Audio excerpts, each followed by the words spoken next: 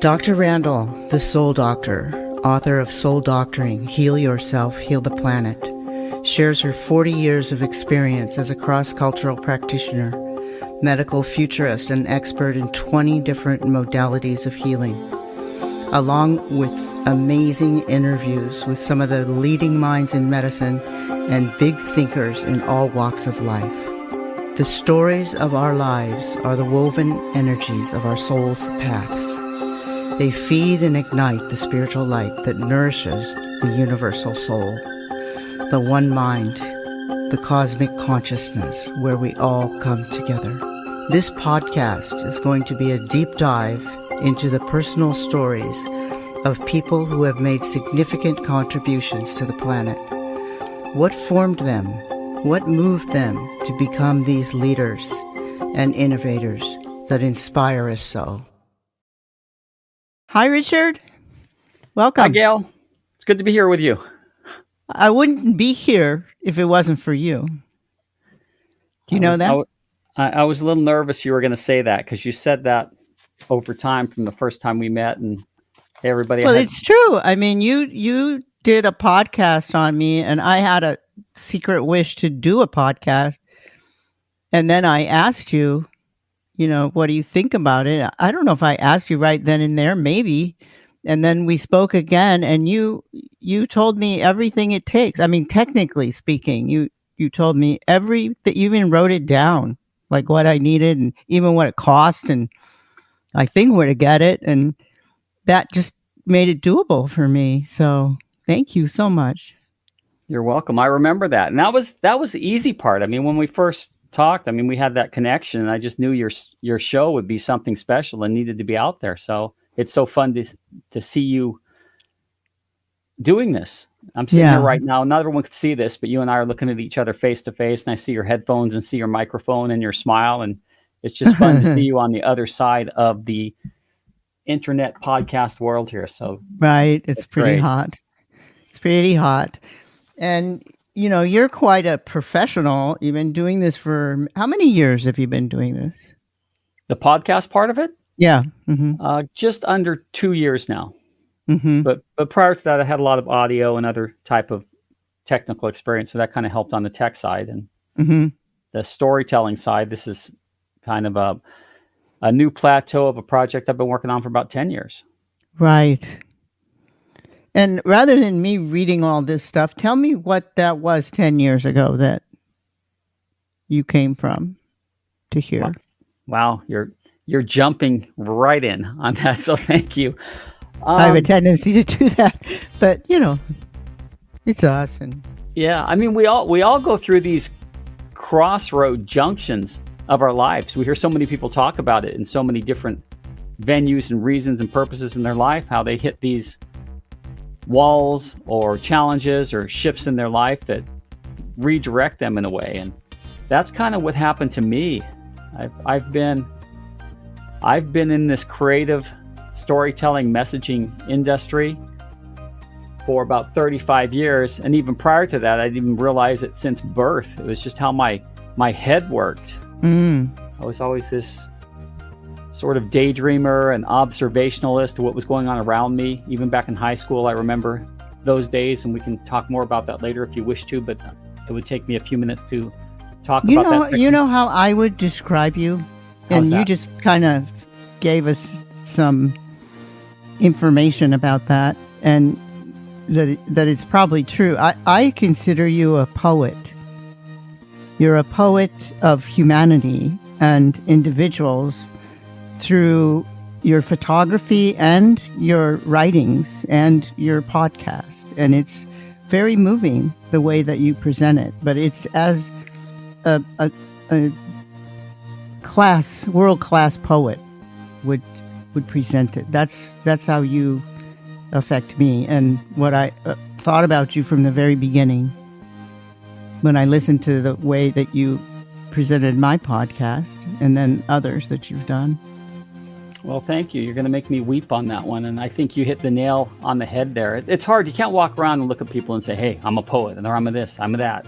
I think we just get absorbed in the essence of who we are and then try to find ways to express that. And as an artist, and a technician and all the stuff that I do, that is kind of what's happening. I've kind of let go to something beyond myself, and it's weird how they happen. They just roll out. But when I hear them back, I go, I can't even believe I created that or wrote that or saw that. Right.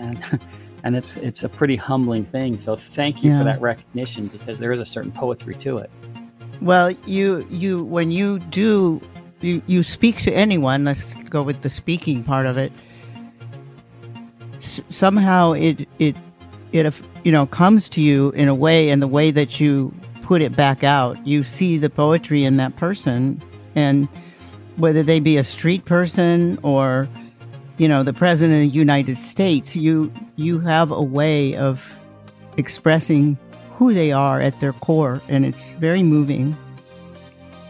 Well, here's the funny thing about that, and this is going to sound in a way cliche, but I really believe this, and this comes from a decade of speaking with and blogging and writing and podcasting and exploring these moments with thousands of unique individuals that I don't even know until I walk up to them. And here's the cliche part. And I think we all reflect on this and know this, is all of us are carrying these hidden histories and these joys and these burdens and gifts and curses that we're all carrying within inside of us. All of us. There's no one walking this planet, it doesn't matter who we are, that doesn't have that going in. I always feel we all have a certain degree of insecurity, and we all have a certain degree of confidence. And it's very private, and it's very personal, and it's very intimate. And it's from those that are embracing us, and it's even from those that are not embracing us and going into quite opposite spaces from that. But when you pause for a second and think about that vulnerability that's within each of us, it comes from a place, and this is what sounds so hokey, and I start asking this question of a lot of people: what is their definition of love? And I've asked thousands of people that question, and it really does come from that place. And as weird as this sounds, I've truly fallen in love with the world. And it's not about what we see on the outside. I mean, our bios and resumes tell a certain story, but that all stuff needs to be set down and put aside. And if we pause for just a second and look at each other through those eyes, we may call it empathy or compassion or whatever, but I just really love all those that I talk with and all those that I see. I mean, it's the weirdest, sounds hokey and overly romantic and soft and quiet. I don't know what it is, but it just comes from a place of just loving my neighbor. And it's no, not at all. I mean, if we could all get to that place of love like you have, we could heal the world. So I hope that your followers and everybody that you talk to gets touched by your spirit and becomes love like you are. Well, thank you. And again, I don't want to turn this into like this romantic little wishy-washy love novel here, but the thing that's it's not, but it's the truth. I mean, ask the Dalai Lama. I was talking to Mimi Guarneri last week. Sorry about the mix-up, by the way, but oh, that's okay. And we were agreeing that that's where we needed to be, and we believe that strongly. That if we could be there, if we could be love, that puts us in a very strong position to help heal the planet. It does, and sometimes I think what happens is we get caught up in the term and we become ineffectual sometimes. And what I mean by that is we love within our own families and family units and cultures. And some of us I know are hurt, and we have a hard time even identifying with that. And we've talked a lot with lots of people. There's a few episodes back in Sidewalk Ghosts where we've been addressing. There was Desiree or Sherry. She's a very amazing healthcare professional. And we talked about some situations of trauma and things like that people are carrying. And I've had discussions with some people about, hey, what if you don't feel love or can't feel loved or don't love yourself? That stuff happens, okay? Yeah. But taking all the analysis aside, sometimes we get caught up in our own spaces on however we express it or deny it. And sometimes we feel ineffectual. You mentioned a little while ago about world peace. It's like, and it can change the world, but that's a big global thing too. And none of us have the capacity singularly, and I don't think have the ability to make this thing happen that we call world peace. It's an impossibility. You look at history, you look at, at no one person can do it all or do everything, but every person can do something. That's right. And one thing is love, and that's what you teach us by what you do, because you find love in everyone, in every situation, no matter how downtrodden, that you work with. And yes, there's trauma, and yes, there's pain, and yes, there's all that. And guess what helps it? Maybe that person doesn't feel or can't feel, but if they are given love, it helps them. It's true. And on that equation of world peace, which is never going to happen. I mean, that sounds dark to say. It's absolutely, in my mind, impossible in this living existence. I mean, there's all kinds of discussions we can get out into regarding faith and perspectives of where we're heading, but that's not what I'm going to get into right now. But if enough mass effect happens, it can make a difference, and they've shown that. It's scientific. This is not woo-woo. If you can get 7,000 people in that mind frame, crime rates go down, blah blah blah, all around the area where they're meditating. But there's even bigger evidence to show, where they've measured the electromagnetic change in the planet with a collective mass consciousness, collective consciousness of beneficial thought. And that's exactly right. And the point getting at with that diatribe on world peace is exactly what we're saying here but each and every single one of us have a unique and powerful impact, a quiet impact on a global perspective, meaning how we react and treat others and see others and work within our own spheres of influence. Just one person. If we touch one person, and if more of us are doing that, the incremental impact of that is global and profound. And over time, when we think about future generations and the youth and what's going to be changing in perspectives, especially right now where all this crazy fake news is going on and all that, and we're learning how to not interact in a face-to-face way. Thank you. But if we learn to find that empathetic point of view and have that loving nature just within our sphere, one person we affect, that's fine. We affect ourselves as we affect one person. And that becomes profound and powerful and globally changing. I think more than 700,000 people gathering on any street. And I'm not bagging on any of the movements that are happening out here because they're needed. But the sustainability of all of us learning to love our neighbors a little bit more and just continue to do that and living forward, not paying it forward, but living forward with that perspective. If more and more of us jump on board with that and accept that in ourselves, that divine power, if that's what we want to call it, or that sweet nature, if that's what we want to call it, and continue on that path, it's beyond me what could happen. And that's why I do the Sidewalk Ghost thing and share what we're calling this poetry or have these discussions, because it gets us all thinking. Beautiful. Thank you for doing it. Thank you for having me here. Is there one? Gosh, you've worked with so many people, and I didn't get to mention, but Richard has given so many talks, and so I think he's still available for that, right? Oh yeah, I'm just now ramping up. I'd love to go. And people find you on your internet, right? Which is sidewalkghoststories.com. Is that right? It's just sidewalkghosts.com. Oh, thank you. Okay. And what that means is, I look at this and I go, hey, we're all these ghosts to each other, passing each other on the sidewalks. And we don't really know what's going on under the skin of these ghosts that are passing each other. And if we pause for just a second to look beyond that veil of what I've just kind of theatrically called ghosts and calling life the sidewalk, that perhaps we can respond a little bit differently to each other in all things. Right. Well, you sent me a list of all the speaks and things that you've done, and I mean, if I just went through that list, we'd have to double our time here. So is there a particular one that was good, like, or two or three or four or five that you want to mention, or that was... There's been some profound moments with people that would come up and speak with me before, during, or after. I'm sure.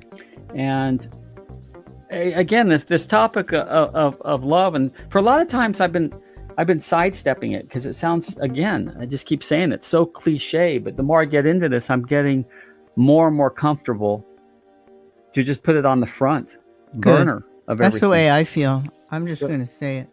But someone walked up to me saying, someone I respect a lot, a very highly successful person in the advertising world who's just an amazing human with amazing kids.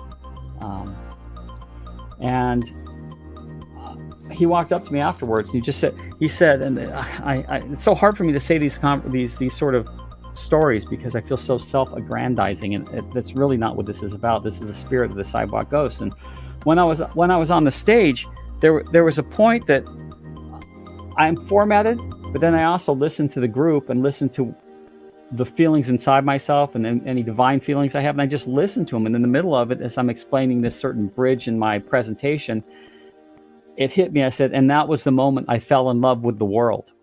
And it was that breathtaking and striking. And what was that moment? Can you share that with us?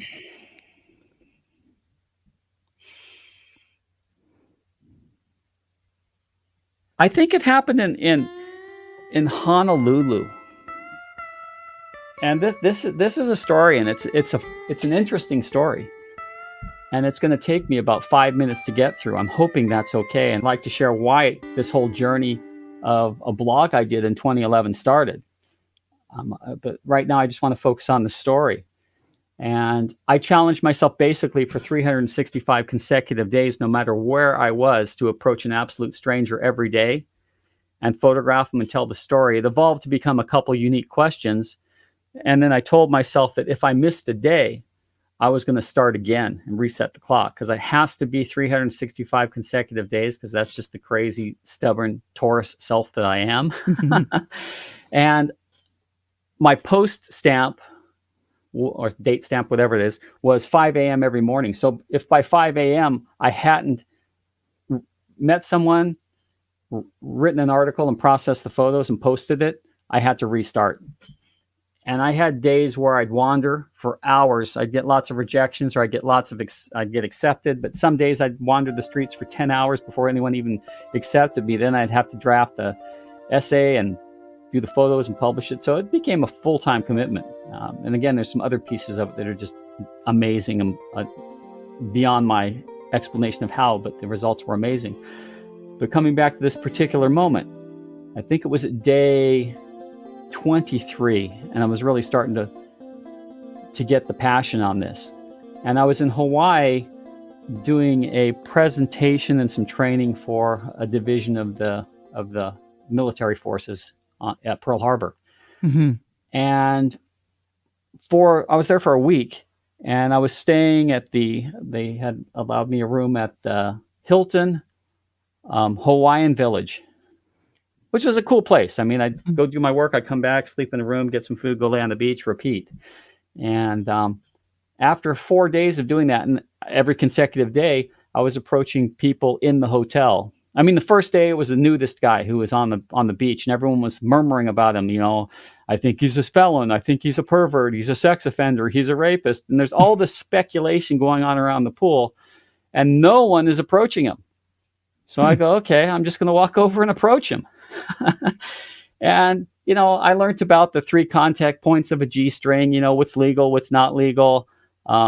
He had some perspectives of life that really weren't in my tool house, but, he wasn't hurting anybody. And turns out he was a retired engineer with grandkids, and we ended up talking about our grandkids and all this sort of stuff. And I went back to my place. I was by the pool, and I was changed a little bit. I'm going, man, he was being persecuted hard. And then I found out his reasoning. He told me some very intimate things about some hurts he was carrying and some pains in his life. And we just had this amazing moment of getting to know each other. This is chapter 1 of a 3-chapter story. So then I go back to my next few days, and I'm wandering around the hotel, and I'm finding people to interview. And a lot of people on vacation there, and had some nice stories about, yeah, we're on vacation. Life is great. We're having a great time. Because, of course, a lot of people there on holiday, and it was starting to turn into this thing that felt, again, canned and planned. Okay, this is a holiday travel journey thing. And I'm going, I can't do this. It just doesn't feel right. It's not organic anymore. It's feeling planned and travel-ish. So I go, okay, I'm going to go out and leave this hotel and wander. So I walk out, and I don't know how many people have been to Hawaii, Honolulu. And I think it's Honolulu Boulevard. It's this busy street. I go out there outside the hotel, and I'm standing on this street, and it's hot, and there's cars going every way. And I've got my 40 pounds of camera gear on my back. And something just says, go left. So I just start walking left, and then something says to me inside, go right. And I look right, and there's this alley. I just look at myself. I said, go right? And yeah, go right. Okay. So I learned to just kind of follow whatever that voice was. So I go right, and moments later, I'm in this alley that has dimmed lights. And I'm thinking, what in the heck am I doing in an alley in Honolulu carrying, a lot of expensive camera equipment? I'm stupid, as you can imagine. And I'm walking down the alley, and to the left of me, there's this hostel that has a fence and a little pathway for cars to drive through the fence. And inside there's a guy leaning against the car, and something says, go talk to him. All right, so I walk over to talk to him, and I tell him my story. I have an iPad, and I show up the iPad to show past stories, so there's some credibility to it. And I show him the stories, and I invite him to let me talk to him and interview him. First comment he says is, hey, nice camera. How much is it worth? And I'm thinking, I don't want to be hearing this in a dark alley in Honolulu outside a hostel at, I think it was like 10 p.m. or something. And I'm going, I just kind of hit it behind me. Like, oh, it's an okay camera. It's a nice camera, but let's get back to this. And he says, yeah, I'm glad to. He says, but I just took blah, blah, blah. I don't know what it was he took. I can't remember. He says, and I'm just coming onto it. So I'm not sure if I'm going to be able to maintain it through this interview. And I'm going, no, you can, because this is all about inclusion and who we all are, not what we're doing or where we are. So I'm saying maybe this is why I'm supposed to be here. I'm going to stick in it and get this story. And just as I'm doing that, there was a girl working inside behind the counter watching the whole thing. And she walks out and walks over and says, what are you guys doing? And he says, well, this guy just walked up to me and he wants to interview me and tell us a story and la, la, la. And then she looked at me and she started to reveal her history. I'm silent. I haven't said anything. She started revealing her history, and it was so dark, and I was so unprepared, and she was so abused in life, and it was so personal. I'm wow, we got to get you some help here. I can't cope with this. This is way out there. And then all of a sudden she just changes her tone and chapter, and she starts swearing at me with everything she could call me, saying, who the bleep, bleep, bleep, bleep, bleep do you think you are, asking me this, blah, blah, blah, blah, blah, asking me this stuff. And then she stormed off with some more targeted jabs at me verbally, as if I had just physically attacked her. And I'm stunned. And I'm thinking, okay, maybe I'm not supposed to be here. And I'm truncating nanoseconds of time. And as she walked in, extremely upset, a gigantic man. And I think we've been to Hawaii, and, the gentle giant of a guy like big, big, big man with a deep voice. It's kind of like this, But he doesn't have to talk loud, but he's just so big, his tone is thundering. And she's like raging on him about me. And he's like, well, that's not cool. And he walks out the door, and he's so big, and I'm not exaggerating, he has to duck and turn sideways to get through a standard width door. And he comes and stands right behind me, so close I can feel his body heat wrapping around me and his breath on the top of my head. And now I'm thinking, it's really time for you to go, Richard. And I turn to the right, which is my last path out, because I can't go left, I go into the hotel. I can't go straight ahead because the other guy's in front of me, who now is so inebriated, it's hard to even communicate. And there's the guy behind me who's silent. And again, this is happening in seconds. The guy behind me who's silent, and I have one path, which is to the right, and it's time to go. And as I turn to the right, two guys are strutting towards me, at an accelerated pace. And I'm thinking, this is it. I cannot believe I got myself here. And my joke on it is, exaggerating on it theatrically, is I'm sure glad my insurance is paid up, because when I'm shark food in the ocean, my family will be taken care of. And these two guys come over to me and they're like, "What are you doing, man?" And I explain to them, and I take out my iPad and I start showing pictures, and I am hyper aware, because I'm thinking I'm in a really dangerous situation now. And I'm going through it, and all of a sudden the dude goes, "Stop there." I go, "Okay." He goes, "I know that guy." And I go, "Okay." I put the iPad against my chest, because I go, "Okay, maybe here's a moment to gain a little bit of rapport or control or something of the situation, because I'm vulnerable here." And I go, "Who is it?" And he goes, "His name's Jonathan." I go, "No way. It's Jonathan." 10 days earlier, I'm in Canoga Park, California, walking through a mall. And I'm in the mall, and there's 3 teenagers who are just taking over the mall. And they're showing signs and showing their tats and everything. And I walked over to them and got to know them. They let me into their circle. And I actually ended up getting thrown out with them by security. And my friend says, "I was just thinking about him today. I had traveled down the paths of getting into gangs and making some pretty bad decisions. I got out of it. I got into culinary arts, and I've traveled the world. And now all I really want to do is do the best I can to help the Conservancy in the islands. And today I was just thinking about him because I was worried about him. And thank you for being here and showing this to me, because I know what he's up to. I'm going to call this kid tomorrow, because I don't want him going down the same path I went down." Oh, wow. I know.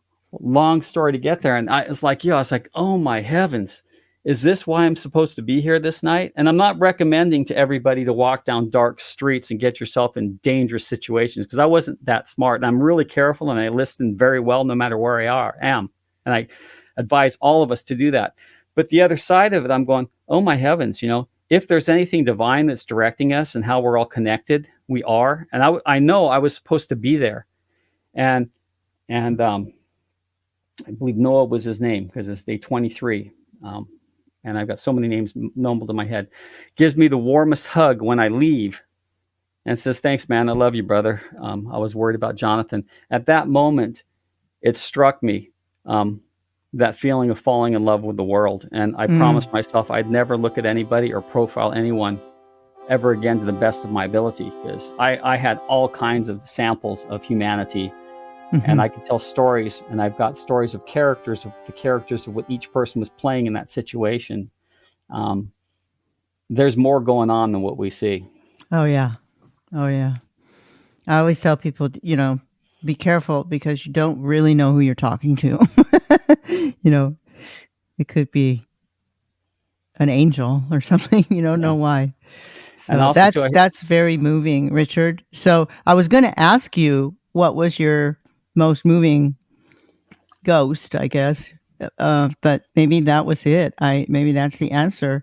Did you have someone that was like an example for you? Did you have a teacher? Did you have somebody that moved you early on, maybe when you were a kid or high school, that made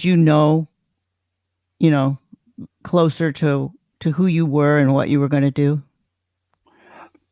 Seeds planted all the way. I mean, I've written a book that I'm still working on getting published. I'm probably going to self-publish pretty soon. I've sent it to a few literary agents, had some positive, negative, all the little bit yin and yang conversations, some almosts in there. I'm still going to do that a little bit longer, but I'm going to self-publish soon.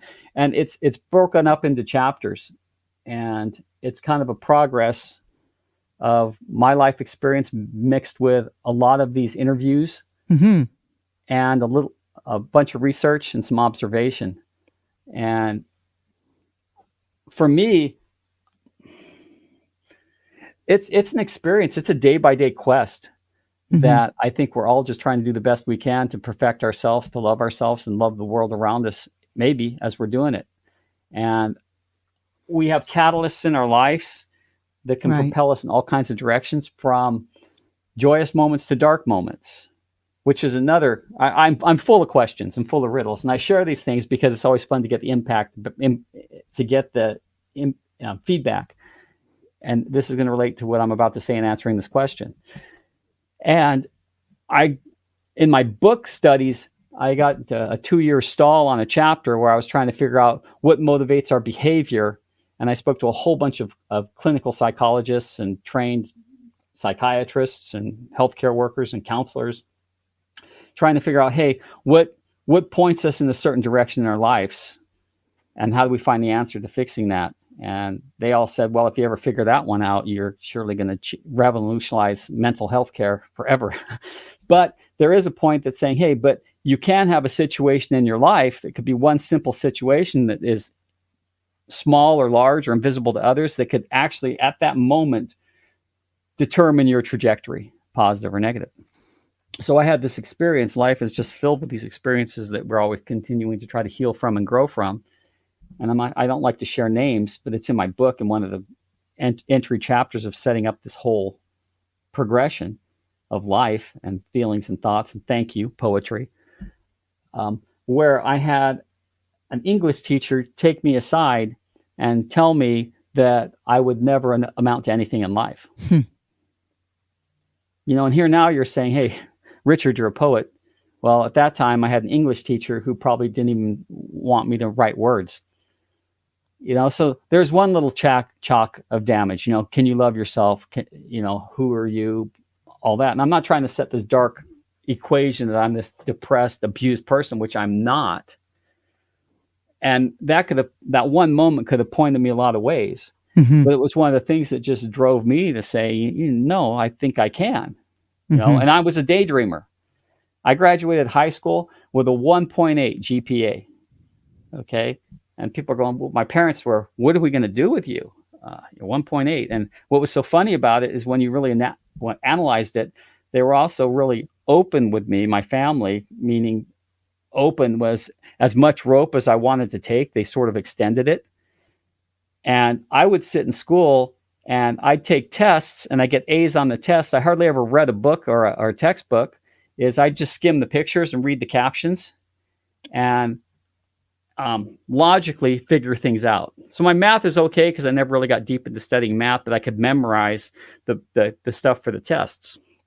But I was always emotional because I was figuring out things logically, which made sense now. The writing arts and the observational arts and the visual arts and the arts of science and all that come natural to me because it's sort of an observational process for me. So were you tapping into the knowingness, the greater knowingness that's there for everyone? Maybe? Now I know I was then. I didn't know. Mm-hmm. So I finished and I take tests. I get A's on the tests just from my skimming. But if there were tests, I'd only take 2 of 10 tests because most of the time I was cutting school and going home and having lunch at home because that's the kind of rope my family was extending to me. Mm-hmm. So I finished high school and didn't really have a clue. And family says, hey, why don't you be an optometrist? It seems you can do that. So I go, okay, I'll go to junior college because I couldn't go to university, but I could transfer into a junior college. And I said, okay, now it's time to apply myself because I know I'm not stupid. I know I'm going to amount to something. And I ended up having like a 3.9 something in junior college, went to a university, took a photography class as an elective with my father. And it all clicked in. All that daydreaming, all that, as we check with it now, that observational spiritual self had an outlet. And that became photography, ultimately filmmaking and the arts. And then I found my spiritual self along the way. And I think for me, and I think for all of us, it's foundational to that little gift or feeling or spirit that we all have within. Mm-hmm. And it takes a lifetime to find it. And how did you know you found it? I still don't know. I'm just following it now. Yeah, you're following your heart, right? You're following your passion. Well, that's what it is. That's what it is for everybody. I mean, if they really tune in or allow themselves to tune in to what they're most passionate about or what their heart is telling them, like when you went to the alley and you listened to yourself. That's right. And there's tons of situations like that. And when I say I'm still finding it, my philosophy is the day that any of us feel that we're either burned out or have given up. So you just have to keep going. And on those experiences, there's countless experiences like that continue to drive me and keep me moving forward. And I think that's the thing that we're all trying to hone into. And there's stuff we have to do in life. Maybe you're just saying don't be complacent, because I think you do know when you're on your soul path. I call it a soul path. And because you feel it, I feel good. This feels good. And when you get off your path, it doesn't feel so good. Or sometimes something comes along and swacks you, but that's the teacher too. And then you get back on the path because you were off the path, and the universe will tell you, sometimes in not such nice ways, but that's a teacher too. And you just have to listen and focus to your own energy and your own heart. It's true.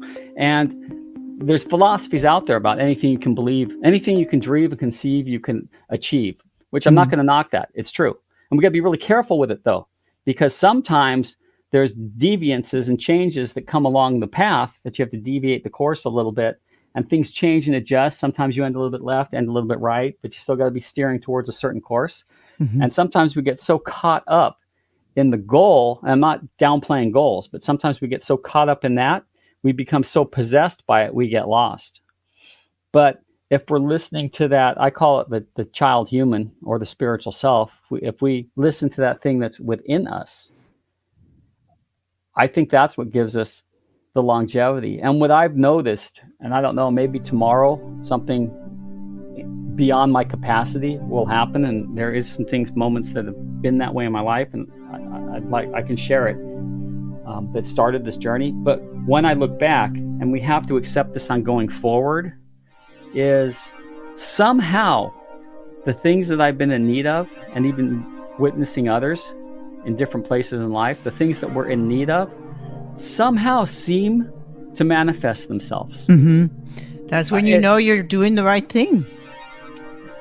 It's true. And sometimes we may be making some bad decisions and not doing the right things inside our hearts or in a certain place. But if we're moving forward with a certain pureness and receptiveness to the invisible gifts, for lack of better explanations, that can come our way, if we just walk with that receptiveness, even if it's so hard to express, but we just walk with that receptiveness, I think tiny miracles happen all the time that remedy the situation, from finance, from housing, to relationships, to dreams, to careers, to goals, to all that stuff. When we let go to a willingness to not achieve it, to realize that if it's not meant to be, that if it can be stricken from me, but I'm not possessed on it, that's okay. That the miracles happen. And what's so wild about it, the miracles happen, and the closer to the path of achieving that goal we become, and the clearer we are in our planning for it. I hope that makes sense. It's semi-complex, but semi-simple as well. Makes sense to me. Makes a lot of sense, Richard. Yep. And a lot of it is looking beyond ourselves. And I think the more we start to observe the world around us, and again, love the world around us, I think the more clarity comes even in that perspective. You look at so many of these great, great leaders and change makers for the planet in the past, and there's a certain selfless spirit that they've all had, and a certain divine nature that they've all had, mixed with a power to stand to that course no matter what. Right. Pretty cool. Under opposition, usually. Yeah. And in finalizing that bookend of that chapter with my friend who walked up to me after that show and said, "Bravo," that moment where I realized I made the statement, I fell in love with the world, mixed back to where I fell in love with the world. And then he said, "My daughter was so inspired by this, what you're doing with the skills that you have, that she's looking at how she's going to look at the world when she moves forward." So this isn't about us. This is about the youth and the next generations and what we do to model the right perspectives to them. is what this is all about. Yes. Am I getting too heady? No. I'm a heady guy. I love headiness. Love it. Hey, for all you guys that are out there too, you're not here in the room with us. This is kind of a fun experience. We call things podcasts. I wish you were here sitting next to us, because all I'm doing right now is having a conversation, looking here at my dear friend Gail's face on the computers. We're just having this conversation. So thanks for being in the room with us. Mm-hmm. But you still didn't answer my question. Was there a person early on in your development that influenced you? And how? It's the sum whole. It really is. I mean, there's some moments. I had a moment, and I really don't want to tell the fullness of the story, but what started the journey of meeting the strangers was an opportunity I had that would have financially changed my life. The recession almost killed me. We were about to lose the whole house and everything. And I'm this father looking at my daughter going, how am I going to provide for you? And I had this opportunity that would have fixed it. And it was evaporated because of the perspectives and opinions of one singular person who shut the door in a most uncompassionate way. And from that, there was another individual I met, and this one has a story in it too, who was the driver, and I'll share this one because this is a great story, who drove me back to the airport. This was on the East Coast, and they flew me out for this final thing that fell apart, and I was pretty devastated. And it was an incident I had with someone in the car, and you can go to my website and see the fullness of the story because I tell it on a little video on my speaking section of my website. But this one individual didn't even know me, okay? And he was the driver of the car. It ended up him stopping the car to just be sure I was okay. All he cared about was me, period. He just wanted to know I was okay. He couldn't put me back on the plane, not knowing that this stranger he didn't know wasn't going to be okay. And that started this whole journey of meeting a stranger every day. So there's one moment, but really, it's every single moment that's profound. I mean, for right now, who's the person that's changed the direction of my life and has the most impact in my life? It's you. You know,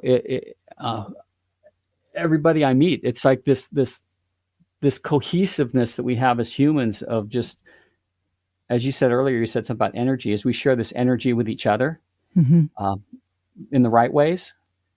It's powerful and profound. So I have a hard time finding any one singular moment because they're all these little heartbeat beat moments along a whole trajectory of a life, you know. But you did mention to us in the beginning that you knew from the age of 6 somehow that you would have a poet's like existence, or I remember how you put it, but that's what I heard. I'm just some sort of intellectual, poetic, romantic weirdo for some way. I mean, I was raised in this house where my family was a together unit. I was this son with 2 older sisters. There were 8 and 11 years difference from me. I was like an only child. We didn't have a lot of intimate conversations in our house. It was fairly pragmatic, and a mother who would just feed and fix, and a dad who would listen and care a lot. My dad was probably the matriarch of our family in a lot of ways, but in a lot of ways, I was fending for myself emotionally. So I learned to become very reflective and very, very sensitive to the input coming into me from around me, which I still am, but I've learned to use it for a good purpose, a loving purpose. I mean, I really do care about everyone I listen to. And the more I age, the less need for affirmation I need. So maybe Well, that's it in my youth. what do you think guided you in that? Because you could have gone the other way. You could have, I'm not getting any love, therefore I'm not going to give anybody any love. You could have gone the other way. Some people call it conscience. And we go through the results of our actions, for better or for worse, but underneath it all, there's something inside us. I believe we all have that's a conscience that wants to be feeling good about who we are and to feel loved. So I think that conscience was always in me, but I really feel that it's a God. It's something divine and beyond myself, for whatever our spiritual belief is that drives us. And for some reason, that was always alive in me in a big way.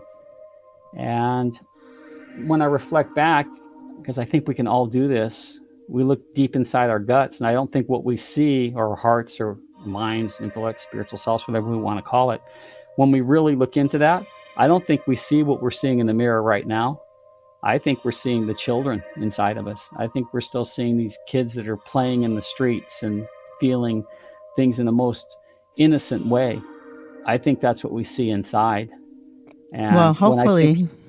Hopefully. And I think that's the thing that for somehow that has always stuck with me. So in answering that question at 6, I can't think of any one specific event, but I can remember myself how I felt in the world. My childhood was not unlike that. And, I was provided for. In other words, I had a home and I had food and things like that. But so I went out too, looking for something. And it was horses. I was 3 years old when I climbed that hill to go see the horses the first time.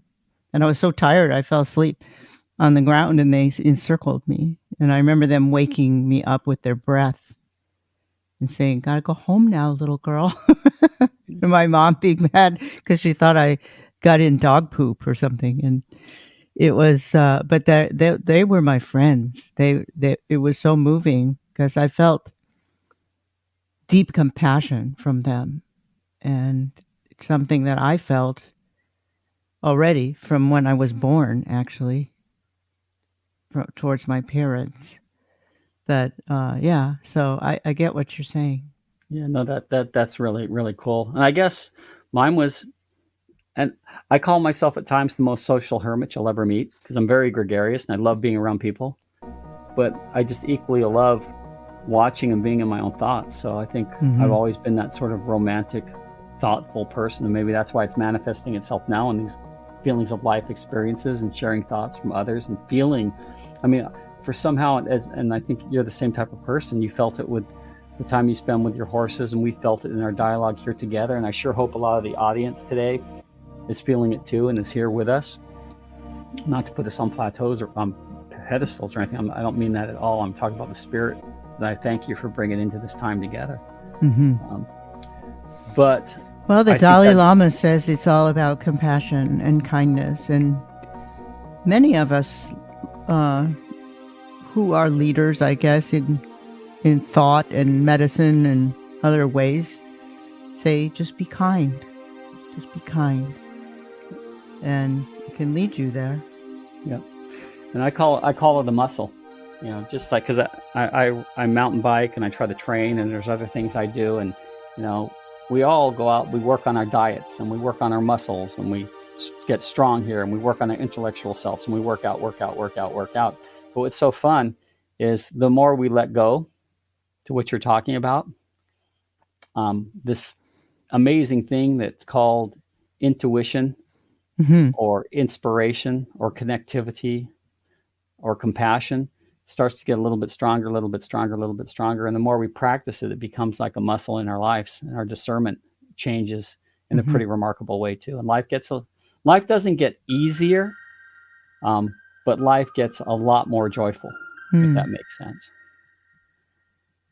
Yeah. Awesome. So this is, good stuff. Yeah. Deep moments with Richard and Gail. So I understand that Jonathan, the moment of Jonathan, was a life changer for you. Has there been? I'm sure there have been many, but is there another such moment more recently that maybe took you to another level? Because that's the day you fell in love with the world. But when did you come to this understanding, like you said, of listening to your intuition and your compassion, or is that just something that you accumulated over time? COVID's been an interesting time for all of us. Yeah. I was already on this path because I'm this, and you probably by now, everyone listening to it, just by the way I talk and the words I choose, I'm kind of a cranial cognitive kind of person blended with this emotional poet. So that's always my tug pull. And I think and strategize and then I let go, as everything I've been saying about letting go. So I'm in this visual arts field, assignment photography, filmmaking, industrial photography, industrial filmmaking, documentary filmmaking, some degree of visibility as an influencer through a blog, and all this stuff that I'm just nuts. And I just manage, I can keep about 3 to 5 file cabinets working at a time. So I'm managing all these things. And now we keep moving it forward and figuring out how ways to sustain yourself in a space that has some meaning and purpose, and also can provide for us and what our needs are to be provided for. So I live life burning the candle at 6 ends. And I'm now to this point where I'm going, how much longer can I sustain burning the candle at each end? Where I made, this is very personal, and I want to be careful about it because I don't want to tempt my faith, my God. I don't want to tempt in the wrong ways. But I said in the silent prayer, and it's no longer silent, is I commit it all to you. If it's supposed to stay with me, great. If it's supposed to be stricken from me, I'll accept that. But I really want to lay my head down at the end of the game on the pillow and just say, I followed the path that built up whatever purpose you have for me. And I commit to working to live a life of purpose through whatever skills you've given me. And at that point, I said, okay, I'm going to shift. I've always been this way. I've been this person of how I look at the world around me and my feelings for others. But I'm going to shift my purpose and focus on that, and not so much the outcome of how many assignments I'm going to get and what's the next film and blah, blah, blah. And it's yours. I turned it over. Now, and I've been following that path. But then we get hit with all the stuff that we're supposed to do pragmatically and by practicality. Okay, if you're going to be in the communication arts field, people have to know who you are. So now you have to deal with Instagram and Twitter and Facebook and podcast and blog and marketing and promotions and who are you and resumes and LinkedIn's and bios. I can keep going and going and going and going. And before we know it, we're managing all this personal data that we're showing to the world. And even within the data, some of it's statistical and some of it's analytical and descriptive and artistic, whatever it is, but it's still data. And before we know it, we're lost in data and we're becoming data managers, and we lose our soul in the data. And then COVID hits while we're all striving. I really believe technology, the digital stuff we have, it's a tool. It's a great, fantastic tool, but it's not the destination. And what's sad is it's becoming a destination to a lot of us. And COVID hits, and all of a sudden we're forced into the tool becoming our full existence of connectivity in so many ways, because we're not walking around the streets connecting with each other. Mm-hmm. And so during that time, I've been still managing all of this data through all my feeds and marketing things I need to do, and the way I communicate. People say, hey, what do you do? I'm a photographer, I'm a podcaster, I'm a filmmaker, I'm a blah, blah, blah. And now I'm saying, no, it's purpose. And throughout this whole COVID thing, I've really focused hard on building a podcast. And now I think, and you asked that question at just the right time, Gail, because literally about 10 days ago, I said, all right, I'm stripping it of everything except the purpose of Sidewalk Ghosts. My existence is still out there. I still have websites in the other places and all that. And if the right thing points to those, it will. But the purpose is beyond myself, and is to have these sort of dialogues. And you ask that question, when's the most significant time? It's right now. And I think the blessing of COVID, and this sounds really harsh to say, and I don't know if I'll make criticisms for saying it, because it was a curse and it's done a lot of terrible things, but then also too within it, it's giving us the opportunity to reset and to really focus. I agree with you. It's been a pretty significant year. There's been a pause, and that in many ways it's been sacred. It's been giving us time not only to reflect, but to change. I agree. I totally agree. And when you ask me questions, it's so funny. I see this in my presentations, and it's the weirdest thing. There was a time in a presentation, and they're fun. I mean, we tell some great stories, and we have some laughter and some tears and all kinds of feelings. But a lot of times you think, okay, at the end, I need the ultimate affirmation of applause. Okay, everyone liked what was said, or they love the show, or they like this podcast, but what's so interesting now, and I really love this response, and I'm feeling the spirit of this right now, and I'm curious to see if we get comments on this and what audience is going to say. But what's so joyous now is the response is starting to become this moment of thoughtful quiet. That at first I go, oh, I just tanked. The world hates me. I spoke too much and I said stupid things and I got too romantic or too wishy-washy. And they're going, oh, yeah, right. This is so unsustainable and unreal. But then I realized, no, it's not rejection at all. It's acceptance. It's a pondering thought about our human condition and who we are and where we are. And it's a bunch of people who I hope are feeling good about what they heard and feeling a little better about themselves and just looking around a little bit differently. It doesn't have to be accolades. It's personal, deep, and very, very relevant and emotional. It's so intimate. Because they're looking too. They're looking for a better answer. They know this is not the answer, that this is not the way that we're going to be able to be sustainable. So how can we be sustainable? Well, we've spoken about a lot of it: love and kindness and compassion, and looking at things with a real deep sense of wanting to understand and wanting to feel that. And we came here to serve other souls. That's what we came for. Why would our immune systems react positively and raise their T cells and our neurotransmitters go up when we do random acts of kindness? What if we weren't designed to do that? I agree. And I don't think we were asked to be martyrs or sacrifice ourselves for things, or to sacrifice others for things. There's some things that are tough that we have to be strong on and fight for. And there's other things we need to let go of. But sometimes compassion is ruthless, isn't it? I mean, you have to be brutally honest. Otherwise, it's just empathy. Not that empathy is a bad thing, but compassion is being truthful and loving. Yeah, and I think it reflects on the outcome. It's being able to have an optimistic perspective and a loving perspective in the face of joy and even diversity, without feeling without fully perceiving what that outcome might be, and to be able to let go of what that outcome might be and to accept it no matter what. Right. Don't be attached to the outcome, for sure. We could just go. We're not in control of that. Yeah.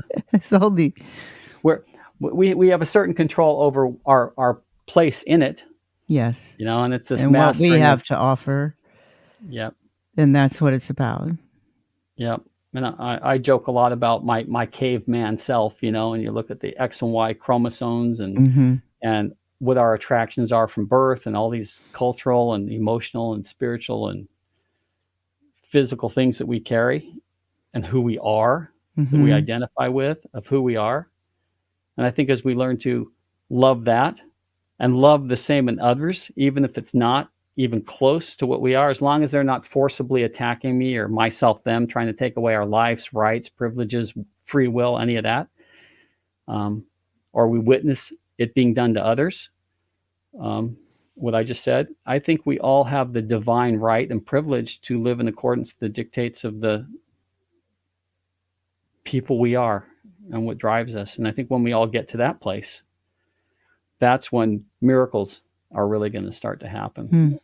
And I wish I had more descriptive answers to things, but it's funny, in a lot of ways I'll talk in these sort of big equations and stories and that leave in a parabolic, is that the right word, parabolic or a parable sort of thought in the end.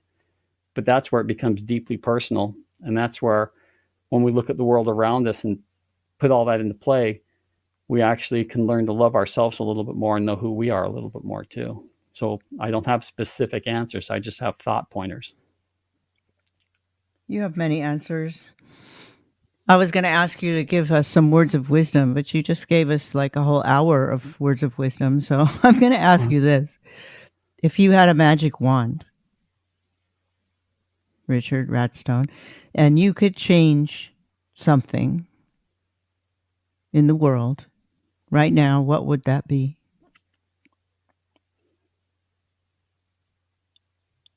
I have to think on this. Don't get too mental. I would say that we'd all be blessed with the most powerful thing I think that exists in the world. I was going to call it the miracle of, which it is, but that almost sounds too perfect of a way to explain it. But that we could all be blessed with the gift of forgiveness, which is a big one. You know, forgiveness for ourselves, forgiveness for those who have offended us. And I'm not saying turning a blind eye to whatever the offense was, because there are accountabilities for anything, you know, and there's processes that people have to go through to be accountable for their offenses, if we're talking in the area of offense, because some things are pretty big and then some things are really tiny. And sometimes the tiniest things are what drive us to become people we don't like, or to look at people and label them as people we don't like. But if we could manifest forgiveness more fully and allow ourselves to own it, as much as it hurts to own sometimes, I would love the gift of forgiveness to fall upon the shoulders of everybody who's listening today. And whatever source we have to go to, or you have to go to allow that to happen in a personal way. I'm not saying you have to go out and make restitution with the person who's that can't be made restitution with, but for whatever happened, I think that the process of forgiveness can happen, and that's going to lighten all of our loads. So that would be my magic wand. It's said that healing cannot occur without forgiveness, and it's not like you're saying, you know, well, that was okay, because if it was something that was done unto you, or people doing to other people, or whatever, it's not that you're accepting it on that level. You're just forgiving so that you can move on and then forgive yourself as well. And sometimes it allows them to move on too. It does. Especially if it's in our circle of who we have to deal with. I mean, in family relationships and friendships and in working relationships, it's across the board. And again, it's not wishy-washy.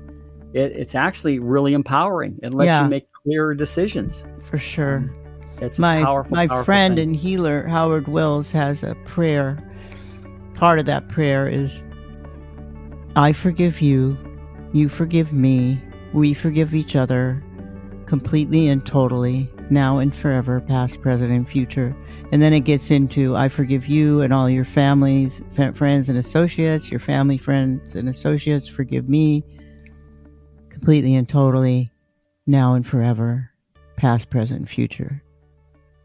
Thank you, God, amen. Thank you, God, amen. Thank you, God, amen. So you're right. So that prayer indicates right in there that it just sort of unwinds it across the board so that everybody can heal better. I got to go in and spend a little bit of time with Gail professionally that way, and I just feel like I want to thank you because I'm feeling like a much healthier person for the time I spent with you, mind, body, and soul. So Oh, thank you, and great.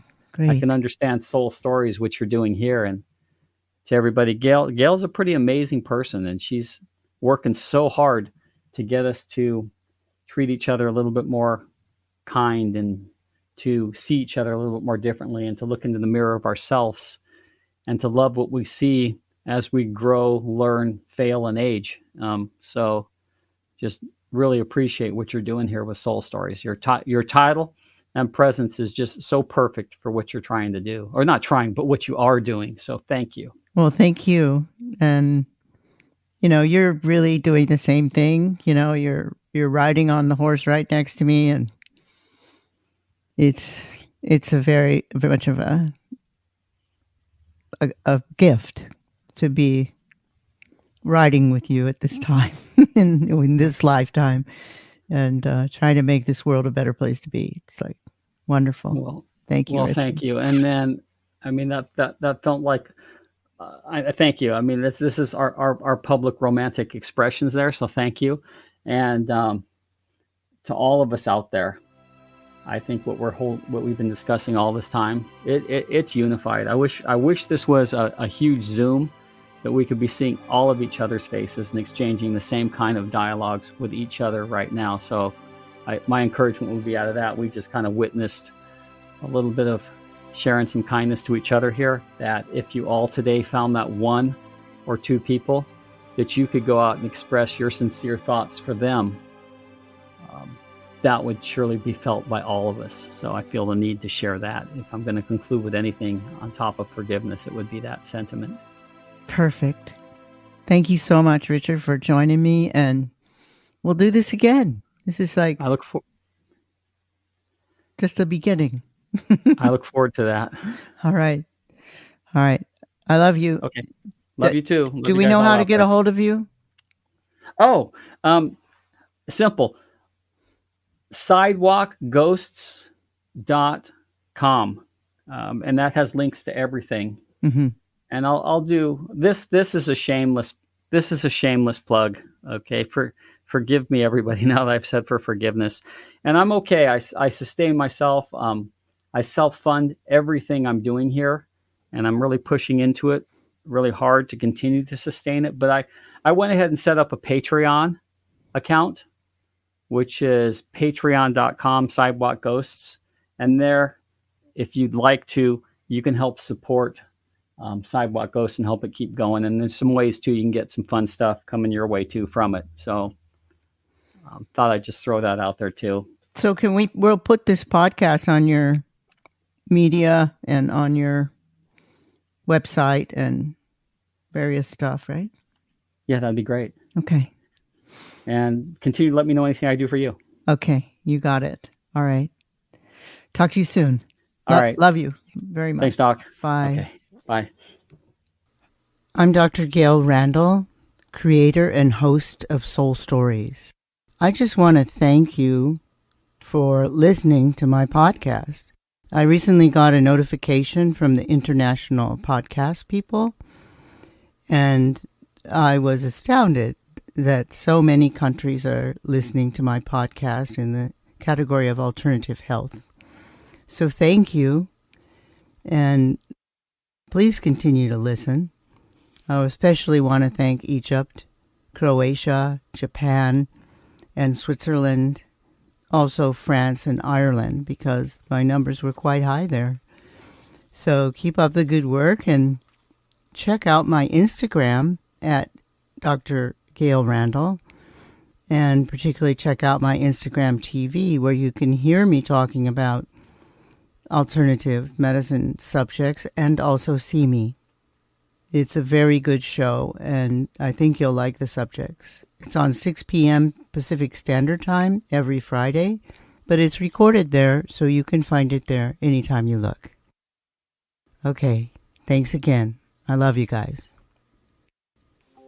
This is Dr. Gail Randall from Soul Stories, and author of Soul Doctoring, Heal Yourself, Heal the Planet.